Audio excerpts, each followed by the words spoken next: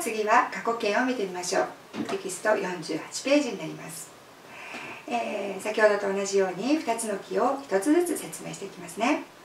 まずは A は B である A イコール B 動詞の記からです。過去形は A は B だったという訳になりますね。I was busy yesterday.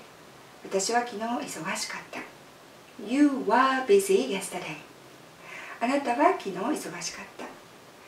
Ken was busy yesterday. Ken は昨日忙しかった。前のページでやった、B 動詞の記の現在形では is, am, are 3つの実がなりましたね。ですが過去形の方を見てください。過去形は was と were この2種類です。ですので、I was ときて You were, He was, Ken was のように三人称単数は was、になります。疑問文も全く形は一緒です。イクオール AB というパズルの入れ替えて B 動詞を一番前に持ってきます。Were you busy yesterday? Yes, I was. No, I wasn't. Was Ken busy yesterday? Yes, he was. No, he wasn't. このような感じです。ルールにのっとればパズルの入れ替えのような形で簡単に理解できると思います。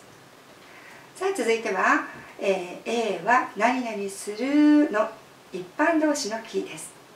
過去形の場合は A は何々したという言い方になりますね。I studied English yesterday. 私は昨日英語を勉強した。You studied English yesterday. あなたは昨日英語を勉強した。Ken studied English yesterday. Ken は昨日英語を勉強した。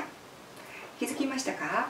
一般動詞の記の過去形は1種類のみで OK なんです。通常は、ed をつけるという規則動詞なんですけれども、これはまた後で説明しますが ed をつけると過去形の文章になります。そして疑問文になりますけれども do, does だった現在形が過去形になるとこれも1種類 did で OK です。Did you study English yesterday? Yes, I did. No, I didn't. Did Ken study English yesterday? Yes, he did. No, he didn't. 1種類なので、一般動詞の記の過去形は簡単ですね。同じく疑問文においては動詞は元の形 studied を study の原型に戻すところを注意しておいてください。